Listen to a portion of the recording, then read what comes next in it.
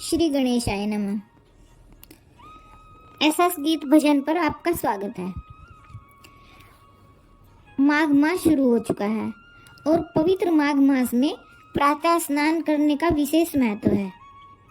प्रातः स्नान करके माघ महात्म पढ़ने व सुनने से विशेष पुण्य की प्राप्ति होती है।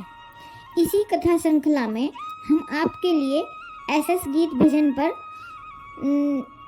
माघ महात्म के सभी अध्याय प्रतिदिन सुनाने का प्रयत्न करेंगे, जिनको ध्यानपूर्वक और श्रद्धापूर्वक सुनकर आप भी पुण्य लाभ प्राप्त कर सकते हैं। जो व्यक्ति सुबह स्नान नहीं कर सकते वो कथा सुनकर भी पुण्य लाभ प्राप्त कर सकते हैं।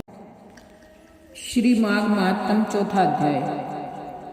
श्री वशिष्ठ जी कहने लगे कि हे राजन, अब मैं माघ के उस महात्म्य को कहता हूँ जो कृतवीर्य के पूछने पर दत्तात्रेय ने कहा था। जिस समय साक्षात विष्णु के रूप श्री दत्तात्रेय जी सत्य पर्वत पर रहते थे, तब महिष्मति के राजा सहस्त्रार्जुन ने उनसे पूछा कि हे योगियों में श्रेष्ठ दत्तात्रेय जी, मैंने सब धर्म सुने, अब आप कृपा करके मुझे माघ मास का महात्म कहिए।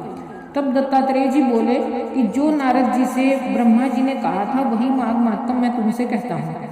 इस कर्म भूमि भारत में जन्म लेकर जिसने माघ स्नान नहीं किया उसका जन्म निष्फल गया।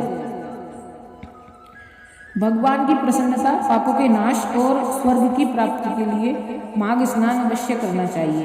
यदि यह पुष्ट व शुद्ध शरीर माघ स्नान के बिना ही रह जाए तो इसकी शुद्धि करने से क्या लाभ।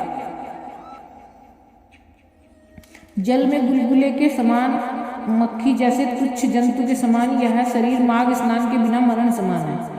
विष्णु भगवान की पूजा न करने वाला ब्राह्मण, बिना दक्षिणा के श्राद्ध, ब्राह्मण रहित क्षेत्र, आचार रहित कुल, ये सब नाश के बराबर है। गर्व से धर्म का, क्रोध से तप का, गुरुजनों की सेवा न करने से स्त्री तथा ब्रह्मचारी, बिना जली अग्नि से हवन और बिना साक्षी के मुक्ति का नाश हो जाता है।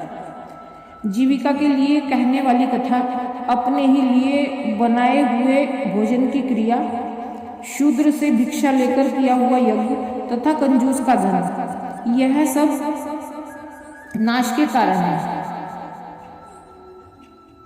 बिना अभ्यास और आलस वाली विद्या, असत्य वाणी, विरोध करने वाला राजा, जीविका के लिए तीर्थयात्रा, जीविका के लिए व्रत, संदेह युक्त मंत्र का जप, व्यग्रचित होकर जप करना, वेद न जानने वाले को दान देना, संसार में नास्तिक मत ग्रहण करना, श्रद्धा बिना धार्मिक क्रिया, यह सब व्यर्थ है। और जिस तरह दरिद्र का जीना व्यर्थ है, उसी तरह माघ स्नान के बिना मनुष्य का जीना व्यर्थ है। ब्रह्मघाती, सोना चुराने वाला, मदिरा पीने वाला, गुरु पत्नी गामी, इन चारों की संगति करने वाला माघ स्नान से पवित्र होता है। जल कहता है कि सूर्योदय से पहले जो मुझसे स्नान करता है, मैं उसके बड़े से बड़े पापों को नष्ट करता हूँ। महापातक भी स्नान करने से भस्म हो जाते हैं। माघ मास के स्नान का जब समय आ जाता है तो सब पाप अपने नाश के भय से कांप जाते हैं। जैसे मेघों से युक्त होकर चंद्रमा प्रकाश करता है, वैसे ही श्रेष्ठ मनुष्य माघ मास में स्नान करके प्रकाशमान होते हैं। काया वाचा मनसा से किए हुए छोटे या बड़े, नए या पुराने सभी पाप स्नान से नष्ट हो जाते हैं। आलस्य में बिना जाने जो पाप किए हों वह भी नाश को प्राप्त होते हैं। जिस तरह जन्म जन्मांतर के अभ्यास से आध्यात्मिक ज्ञान की प्राप्ति होती है, उसी तरह जन्म जन्मांतर अभ्यास से ही माघ स्नान में मनुष्य की रुचि होती है। यह अपवित्रों को पवित्र करने वाला बड़ा तप और संसार रूपी कीचड़ की को धोने की पवित्र वस्तु है। हे राजन, जो मनोवांछित फल देने वाला माघ स्नान नहीं करते हैं, वह सूर्य चंद्र के समान भोगों को कैसे भोग सकते हैं। इति चौथा अध्याय समाप्त।